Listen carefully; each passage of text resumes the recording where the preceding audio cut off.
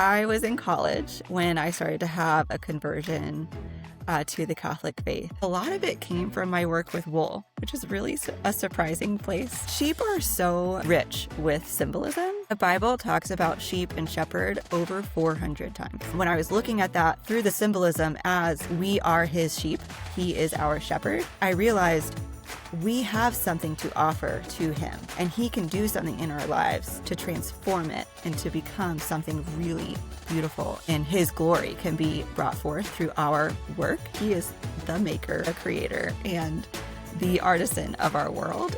He speaks through the work of our hands.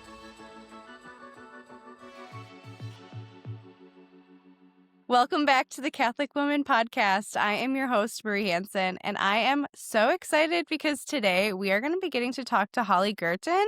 And I don't know if I've ever been more intrigued about an episode because Holly is a fiber artist, and I didn't even know what fiber artistry was until I met her and saw her work, and it's just the coolest thing ever. So you guys are going to learn so much. I have so many questions. I even talked to my siblings who work with sheep before this because they knew all the good questions to be asking. But before we dive into that episode with Holly, I do want to remind you guys that we are on YouTube now. I know you've probably listened to the show on audio for years and you're like, Marie, stop talking about YouTube. But I'm really trying to reach a whole new group of people who only listen on YouTube. My mom is one of the people who doesn't do audio podcasts, but she does YouTube shows. So if you could just please bop into the show notes, I'll leave the link there, and just click subscribe or like one of the videos or just do something. It'll take 10 seconds of your time to help us get the show growing over there to reach more Catholic women who need the message from all the beautiful guests that we bring onto this show. Also, we are now on Substack. I love writing. That's actually first how I got into the whole media thing back in 2017, I think. I started a blog just for fun.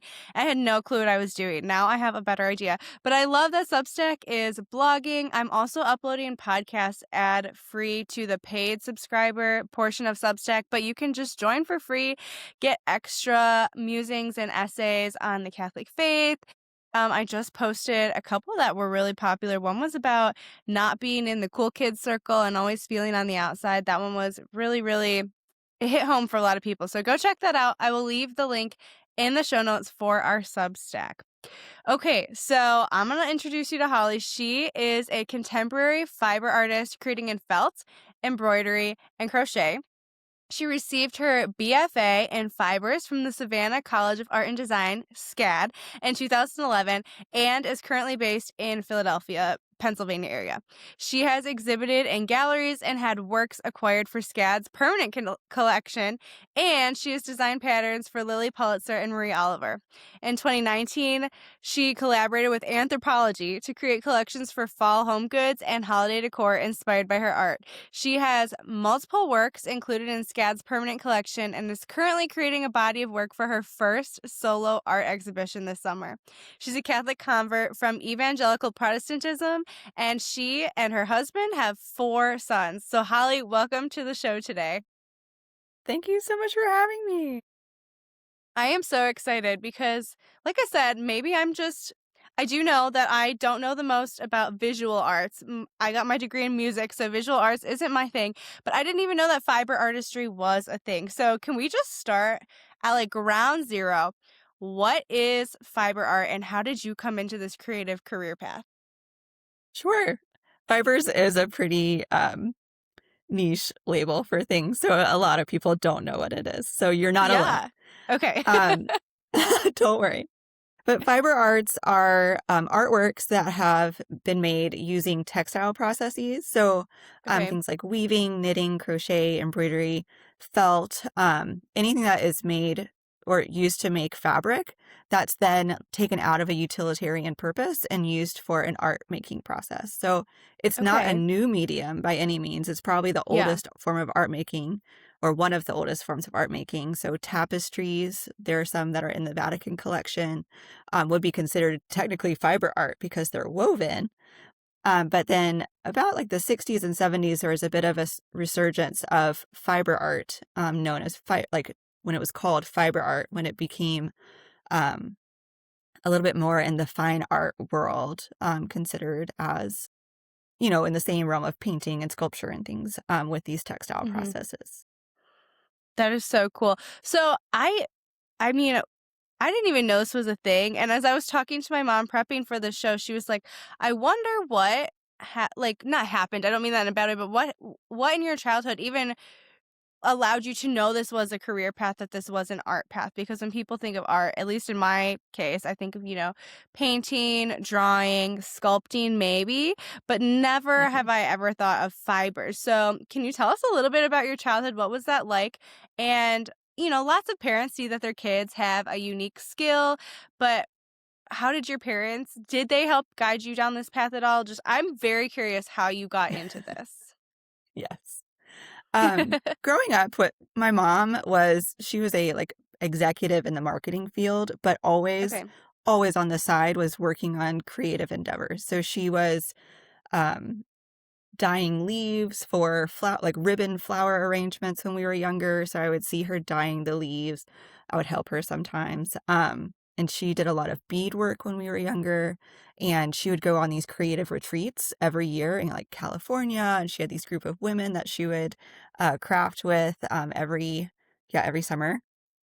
And so Wow. creativity was always like interwoven within our world because it was something that it was like she couldn't even help it. She had to have a creative outlet at all times. And so that was always understood as this is part of life, as having a creative outlet. And so she really fostered that for us. And my dad really loved to draw. And so we would draw together. And every new medium that I would like, they would always help foster that, and I would have those materials to play with.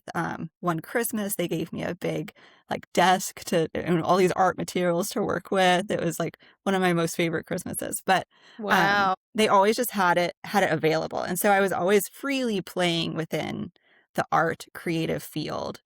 But when I was younger, I thought that I would be a cartoonist. I was really into comics. Oh. Um, So I like designed my own comics and all of these things. And then I started to become really like career oriented in high school. So then Mhm. I started exploring maybe I would be a medical illustrator or then I started to really focus in on fashion design.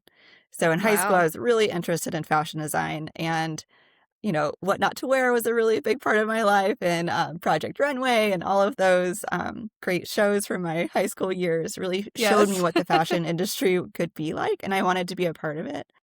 But when I got to SCAD, I just kind of stumbled upon this open studio with my roommate for the fibers department, and so we all like walked in the building, and I knew immediately that I was home because Wow. everything was just so joyous and so peaceful, and the students in the building were so community oriented. They were all helping each other, they were working with each other, and the work that they were creating was just phenomenal. It was the most interesting work I had seen anywhere on campus at that point. And so Yeah. I think there was like a battle story, like a narrative battle between mice and rats that was quilted on the wall.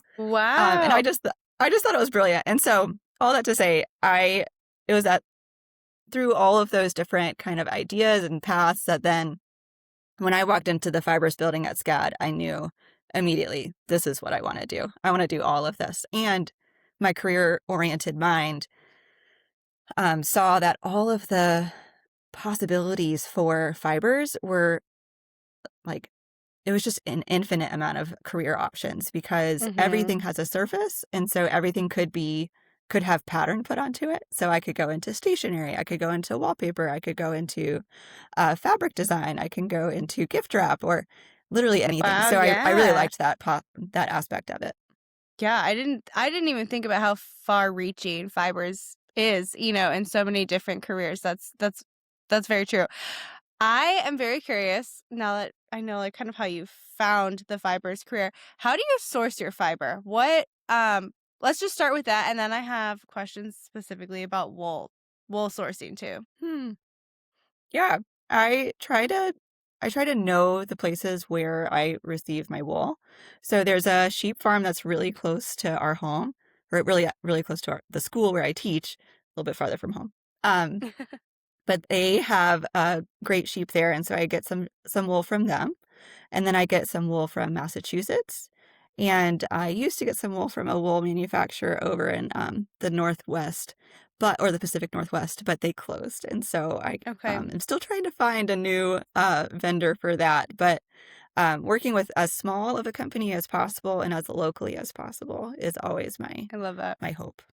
Love that. So is there a specific breed of sheep that you use for your wool projects? I know my sister, she works with sheep. She was saying like border Leicesters, or I don't know how to say that correctly. Hmm. She was like, Hmm. theirs is really like coarse. And so like, is there a specific breed you work with? How do you pick the wool? So my favorite, well, I have multiple different applications for wool. So the core wool that I use is a combination of Dorset, Suffolk, and Hampshire Okay. breeds, and they all are nice. And the core wool has a nice fluffiness to it and a shorter staple, so it is able to kind of make that bulk of the material. But then on the outside layers, I like it to be a bit of a finer wool. So for that, I like to use Romney is my favorite for that. But my Okay. supplier, because of all of the tariffs recently, my suppliers that are in Australia can't get it to here. And so Oh, I'm trying to find a more local Romney supplier. But Romney is my favorite, okay. or Merino. Okay, interesting. That's good to know. And do you dye your own wool? I know most of your projects are kind of the natural color, but I saw a few that were colored. Do you dye your own wool when you do color them? I don't. I love the Okay. idea of natural dyeing, but Yeah, for my like home studio work, I haven't been able to endeavor to dye my own that's work, okay. even though I love the idea of it. But I also Yeah, love supporting the infrastructure within the textile industry. And so I would love to support someone who already dyes wool at their home studio so that I yeah. can get that. And so instead of doing every part of the process on my own, I like to support like a community of people and putting into my artwork. Yeah, I love that. That's totally fine. There's like nothing wrong with not dyeing your own wool. Yeah. I was just very Thank you. curious because, and you said your mom had like dyed leaves and stuff like that. So I was like, oh, Yeah. I wonder if, you dye your own wool. So Yeah. I know you had mentioned in the bio that you're a convert to Catholicism from evangelical Protestantism. What brought you into the Catholic faith? So I was in college when I started to have a conversion to the Catholic faith. So I was a young life leader in college, and I mean, loved. I did young life all through high school, and then was a leader at a high school in Savannah. Funnily enough, was at an all girls Catholic high school. Well, that's And funny. so a little bit of that was coming into my world through understanding like these girls that were in high school and the school situation that they were in. But a lot of it came from my work with wool, which is really a surprising place for me to find the Catholic faith. But Yeah. when I sheep are so uh, rich with symbolism, and the Bible talks about sheep and shepherd over 400 times. So Wow. when I first started working with wool through my classes, I realized there's something to this. Something's going on here. And the Lord really wants to speak through this. And so as I was working with wool, I saw what I can do with it. I can do so much with this material. And it's a sustainable material that comes off of the sheep every single year. So it's Mm-hmm. this gift of the sheep to the shepherd that the shepherd can transform into something really wonderful. And I mean, the benefits of wool are kind of, I can geek out about this, but Yes. they, it's like antimicrobial. It's really well insulating. It wicks away water. It's honestly the best material out there. And it's so sad that it's been replaced with synthetic fibers throughout the clothing Mm. industry. But when I saw all of the beautiful benefits of wool just as a material and what we can do with it as people, and when I was looking at that through the symbolism as we are his sheep, he is our shepherd, I realized we have something to offer to him, and he can do something in our lives to transform it and to become something really beautiful and creative, and a, a work of his creativity and his glory can be brought forth through our work. God so deeply wants you to know that you are loved. He aches to share that with you. Hey, I'm Britt, and somehow I know that, and yet I still have a hard time making time for consistent prayer. I feel myself pulled in a dozen directions, overwhelmed, and overstimulated. I was in the chapel getting distracted during prayer again when I looked up and heard the birds chirping. I realized if I don't even notice the birds chirping all around me, how am I going to hear the Holy Spirit? Since then, I've begun to notice. I gaze at the crucifix in my home. I feel the warmth of the sun. I listen to the birds. And now, I light a candle. Specifically, a candle made with non toxic ingredients that's tied to a scripture passage, a birdie candle. Every time I walk into the room, I smell the scent and momentarily reflect on the passage. If you'd like to be reminded of the stories like Martha and Mary with a lavender and chamomile scent, or the burning bush with a smoky fragrance, for example, then use code CWP10 for 10% off your order. Visit birdiecandles.com. That's BRDY candles.com and use the code CWP10. And I just have to say, I personally use these candles in my home. I am very, very sensitive to scents. Most candles give me a horrible headache, but the birdie candles don't. And they are so beautiful. They just draw me into the present moment, bring me back to reality and to just noticing, as Britt says, noticing the sun, the birds, my children, our time together. So visit BRDYcandles.com and use the code CWP10. If you're a woman of faith who wrestles with worry, overwhelm, racing thoughts, or the weight of expectations, you're not alone. And you don't have to just push through it. I want to introduce you to today's episode sponsor, Catherine Denuzzo, a licensed professional counselor in private practice who offers distance counseling to individuals seeking emotional peace rooted in their Catholic faith. Catherine is also the founder of the apostolate Sacred Heart Mental Wellness, which brings together psychology, Catholic spirituality, and devotion to the most sacred heart of Jesus. Catherine is the author of The Catholic Guide Through Anxiety, a powerful resource helping readers understand what's happening in their minds and hearts through a Catholic lens. And now she has released a brand new companion workbook for the Catholic Guide Through Anxiety, which gently guides you through prayer, journaling, reflection, and real-life application. It is perfect for individual use, parish groups, or Bible studies, campus ministries, and spiritual direction. You can search for both books on Amazon right now or visit sacredheartmentalwellness.com to learn more.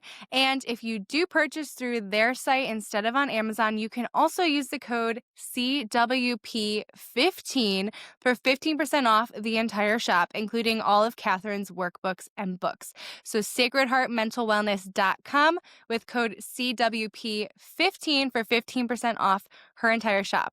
And if your parish, ministry, retreat, conference, or college campus is looking for a Catholic speaker who connects faith, psychology, and practical emotional tools, Catherine Denuzzo is available for speaking engagements nationwide. Again, search The Catholic Guide Through Anxiety on Amazon or visit sacredheartmentalwellness.com and use code CWP15 to learn more, schedule counseling, and bring Catherine to your next event. All of that can be found on her website, sacredheartmentalwellness.com. You know how sometimes a single image can stop you, soften you, almost open a window in your heart? Hannah Briley, owner of Mangio Arts, believes that's no accident because it's through our hearts that we encounter beauty, and beauty is the doorway to God, a doorway that invites us into conversion time and time again. That's why the art we place in our home matters. We all need those small daily encounters with Christ, glimpses of Him woven right into the rhythm of our everyday life. From beautiful images of Our Lady, visual reflections on Christ and the saints, to scenes that reflect holiness of everyday life, Hannah Briley pours prayer and intentionality into each art piece created.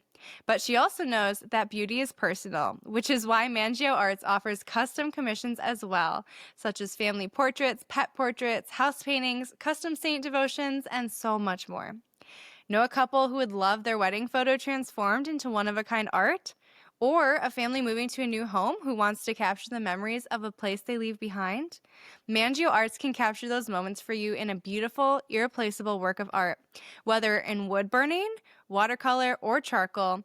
Each piece is handcrafted to be cherished for years to come. If you're longing to surround your family with art that nourishes the soul, shop Mangio Art's store on Etsy and use the code WOMANPODCAST15 for 15% off your order. You can also support Hannah by following her on social media at Mangio Arts. That's MANGIO Arts, where you can find additional links for commission requests and exclusive access to deals and upcoming events through her monthly newsletter. She looks forward to sharing her artwork with you, and she hopes she can bring unique beauty into your home. So the Lord can do something with that and transform it. And so the background that I was coming from did not speak very much about what we bring to the table. It was often talked about how we have nothing to offer in ourselves. Yes, we have something to give of ourselves that he can transform, and it's that giving of ourselves that he can transform it. And so that in itself brought me through what I was in my evangelical Christianity. A lot of the questions that I had about the theology behind that um, were answered through the Catholic faith. And I found when I was wrestling with these things that I was finding through my art practice, I found the language to speak about them within the Catholic faith. I love that. So obviously your faith life informs your work a lot. Your focus is on sheep and using wool. What do you think, or how do you, I guess I'm trying to think about how to phrase this question.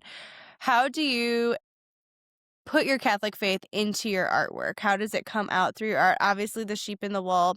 Do you have any, do you pray while what do you, I guess, what are your special practices that really inform your creative work? Yeah, it is all interwoven, pun intended. That he is a part of all of it. And I really, through my work and through my conversion too, like I have found closer unity with him through my work. And the Lord has like continued to speak through the work that I'm doing so clearly that the more I create things, the closer I become to him. And I am firmly of the thought that he is, I not a thought, like I know the fact that he is the maker, the creator, and the artisan of our world, the craftsman of our world. And he speaks through the work of our hands. And so while I'm creating, it is this uniting of myself to him that is I can't stop. I love it because it brings me closer to him. I love that. Okay, shifting gears a little bit, I am very intrigued because you have worked for some very big brands. What was it like designing for Lily Pulitzer, Marie Oliver, and first of all, how did you even get those gigs? That's pretty incredible. So my first job out of college was at Lily Pulitzer. I Wow. graduated and my husband and I got married like the week, maybe 2 weeks after graduation. And he was already up here at going to Villanova for grad school. And so I was looking for businesses around this area. And I found Lily Pulitzer because my roommate actually interned with them the year before. And so Nice. through interviewing with them and just it was the perfect place for me. It was the perfect like connection and a really great fit. I started working with them as soon as I was done with school, and um, it was a whirlwind. I was there for 2.5 years, and the Lily Pulitzer, I was a print designer for them, and so their prints are the brand, and so to be a part of that studio as the centerpiece of what they do was a huge honor. We were not only designing the prints for their clothes, but we also were going to like the events, like press events, publicity events and things. And Wow. we would paint prints on canvas like live during the events. And Wow. we also would go to new stores and paint murals on the walls there. So Wow. the creativity there was just off the walls bananas. You could Yeah, do anything. The bigger, the better. The crazier the idea, the better. And so I love for my that. first job out of school was, again, such an honor, but it also propelled me into thinking full force ahead, anything goes, go crazy. But one of the things that I took away from them was the value of the brand. Like I said, the prints were the centerpiece of the brand, but the fact that they were hand painted was the value of the brand. The thing that sets them Mm-hmm. apart from so many other businesses and fashion design companies is that their designs are 100% hand painted first. And so they should Mm. look like they're hand painted. So, like penciling in your design before you paint it was not encouraged. To do like more Wow. free form and more to focus on the hand and the imperfectness of it. I always had to work on your hand is too perfect, your hand is too perfect, make it less perfect, which was so contrary to Interesting. anything I had learned Yeah. before. But that's one of the key things I've taken through the rest of my career because the beauty is that it's handmade and that it's made by a person instead of by a Mm. machine or instead of by a computer. And so that's something that I've really kept close to my heart through all of my work, that it kind of helps release a little bit too. This pursuit of perfection or like the perfect line, to make it a little wonky, to make it a little bit better is really a great I life love lesson. that. I love that. That's beautiful, and it's so true, like, especially with AI, I feel like all the AI generated art, it's just, like, too perfect, if you could Hmm. describe it in a word. Even the I mean, I know it's funky, like, hands and stuff is still funky, but it almost just looks too perfect, and I don't like Yeah, that. I like the roughness of art, and I think we're rough people, just we're not perfect. We have roughness about us, and I right. love that that's what they were focusing. I think that's really Hmm. this just makes me wanna support them as a brand more too. Right? This is, like, just a total tangent, but because we've been talking about, wool and, like, the benefits of wool, and then now, like you said, like, being hand painted and just Hmm. handmade stuff, do you only shop thrift or small, or do you have any clothing rules like that for yourself? 100%. I am kind of a Yeah. clothing Tell snob me what you now do. that Okay. because I know so much about the clothing industry. I do only wear natural fibers. Wool, cotton, Okay. and linen are my favorites. Sometimes silk, but not very often, just because of the price point, Okay. honestly. Um, Yeah. but all natural fibers all the time, and try not to buy anything new. I mean, I've looked Okay. at my closet and I just don't need anything, and so I Yeah. very, very rarely buy new things, but when I do, I most of the time shop secondhand. I have a great Okay. secondhand shop, in our neighborhood, so I go there often. Or I go like Poshmark or ThreadUp. I use sometimes to Okay. buy something more specific if I absolutely need something. But again, I Mhm. don't buy very often at all. And if I have to buy new, so for whatever reason, I have to buy new. There are certain brands that I like. So Packed clothing is one that I like a lot. Everlane is another that I like a lot. Though sometimes they use some non synthetic or non-natural synthetic fibers. So I have to be careful about those. But So you have to there just are a read, yeah. few, yeah, yeah. So Wool X is another one. This shirt actually is from Wool X. I like them a lot. So shopping as small as I can, as naturally as I can, and like less often as I can as well.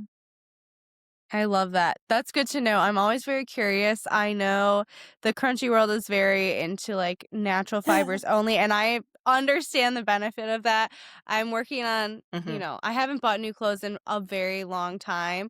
Um, Hmm. but when I buy not new, but like thrift or something, I'm going to be more conscious of only trying to buy natural fibers because it is just that's what God made for us to wear. He gave us these fibers in nature for us to wear. We weren't meant to wear Yes. plastics on our bodies. Yes. Yes. I am also very curious. You are a high school teacher, correct? Hmm. Hmm. Okay. So how long have you been doing that? What's it like? How did you go from working at Lilly Pulitzer to teaching high school and having your own, I mean, in-home art studio? And I know you haven't done a solo exhibition yet, but you have one this year. So how has your career evolved? Yeah. So yes, I am the fiber arts teacher and craftsmanship, the chair of the craftsmanship department at Martin Saints Classical High School. And I've been there for 4 years now. Um, 4 years ago, a friend of mine it was within like a Catholic creatives kind of Facebook group, and she posted, um, long shot here, but if anybody's like interested in arts, I don't remember how she said it, but working for fiber arts in a Catholic school, teaching the craft to high school students, would you be interested in it? And I was like, yes, that's me. That I 100% am, and I could do that.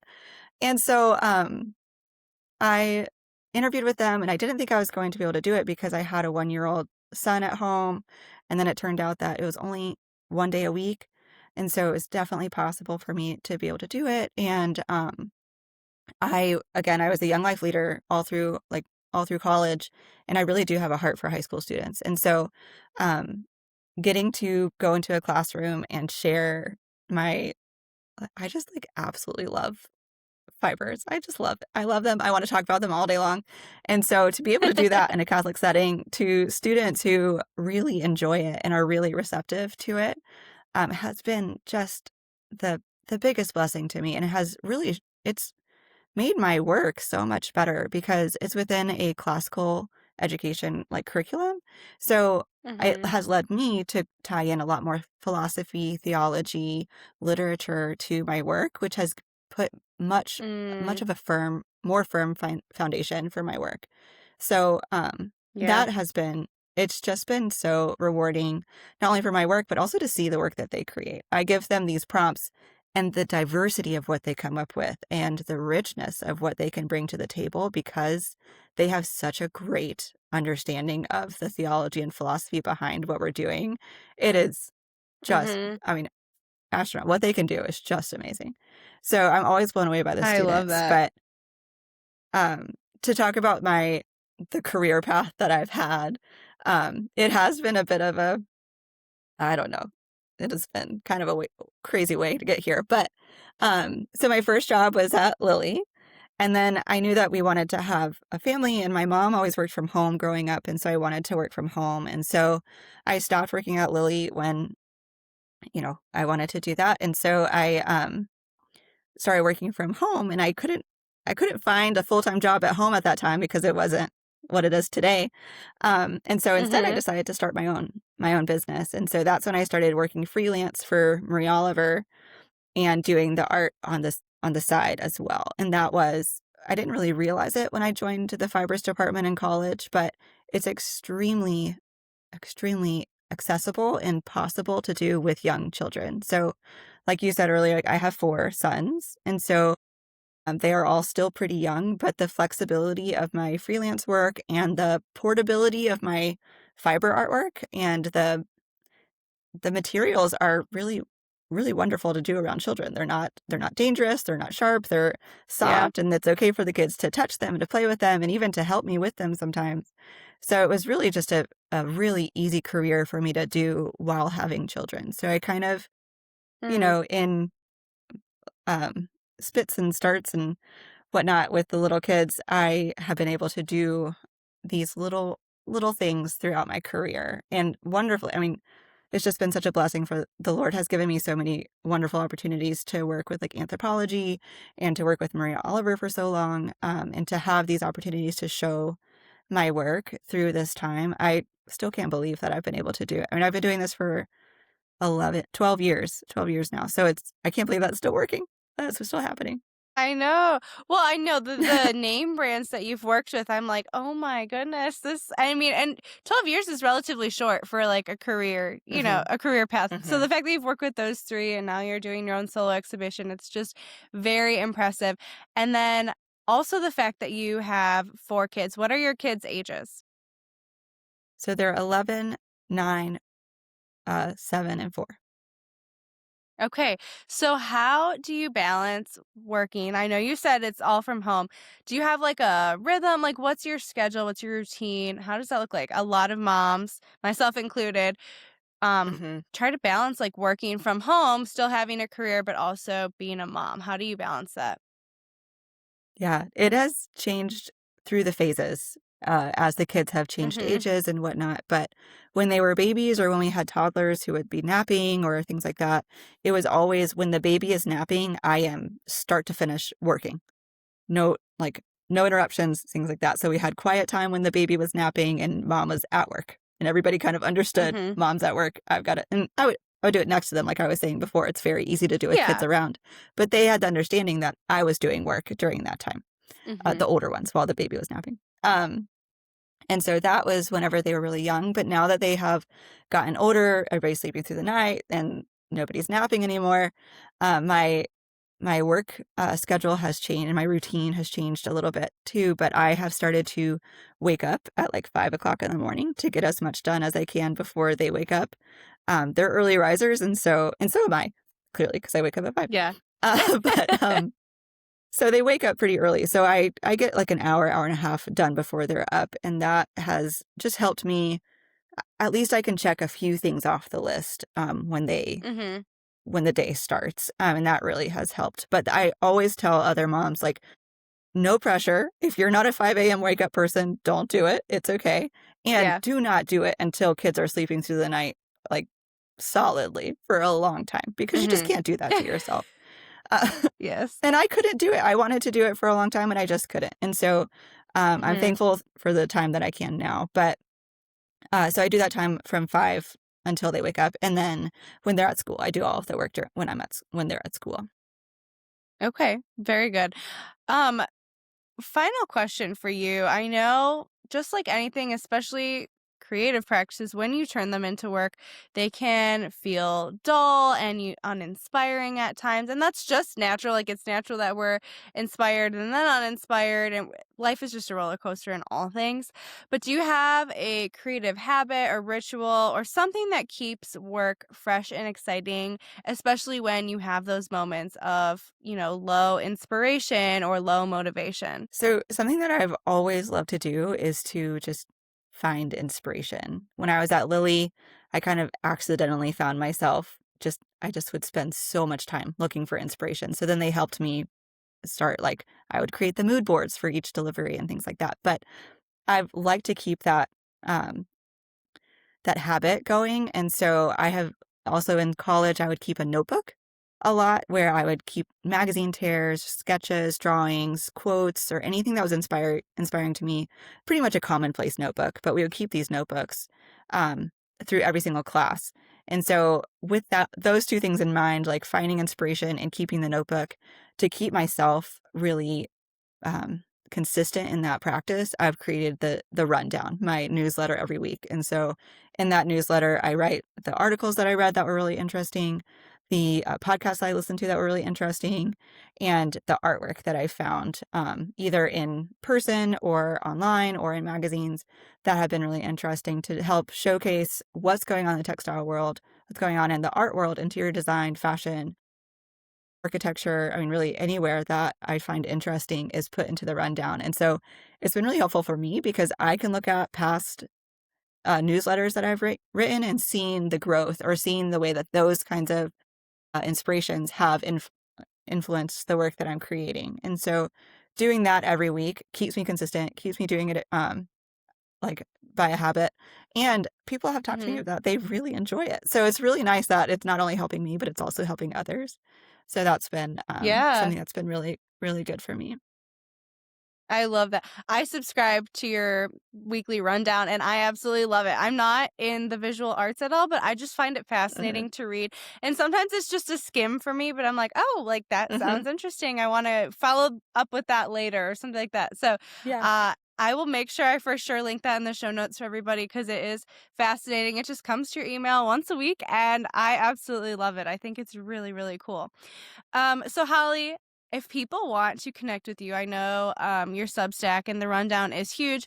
Where can they find you? So everything, if you want to have a link to anything that you can find me, it is hollyguertin.com. So you can find my Instagram handle, you can find my Facebook page, you can find my Substack. All are linked within my website, hollyguertin.com. And you can see the artwork that I've created. You can see things that are available now, but all of my past work, the textile designs that I've created for Lily and for Marie Oliver, are all, you can see all the photos there. And through my email, I would love to hear from people. So info@hollyguertin.com. I'd love connecting with people. The fiber art world is a very, very kind, very nurturing, very wonderful little pocket of the world. And so I just love to build community and to meet people and to get to know people. So through any of those channels, I just would love to reach out and to chat. I love that. This has been so eye-opening for me, very informative. I didn't even know this sector existed, which is funny because, you wear clothing every day, but like it's just not Mm-hmm. something you think about. It's not a career path I would have ever thought about. And the intricacies of using wool and the different type of sheep and all of that is just so fascinating to me. And especially because Jesus is the good shepherd. He's the Lamb of God. Like there's just so many connections to our faith with sheep and wool. So I have had so much fun chatting with you today. And I just thank you so, so much for being here. It has been so fun. And I will make sure I link all of your stuff in the show notes. Also, her name is spelled HOLLYGUERTIN. It will be all in the show notes, but in case anyone's listening and can't type it right now, it's Guertin, Guertin. And also thank you so much to Mangio Arts, Birdie Candles, and Sacred Heart Mental Wellness for sponsoring this episode. If you like this episode, could you just take 5 seconds and share it with one person who you think would find it fascinating as well? This is such a unique episode. I honestly don't know that I've ever heard another Catholic show or podcast cover this specific topic. Maybe it's out there. It might be. But it is so unique. I feel like more people need to hear this episode. So if you could take 5 seconds, hit that share button, send it to your friends, send it to your mom, send it to your sister, send it to somebody who would find this helpful and fascinating. But thank you guys so much for being here, and I will see you again in 2 weeks.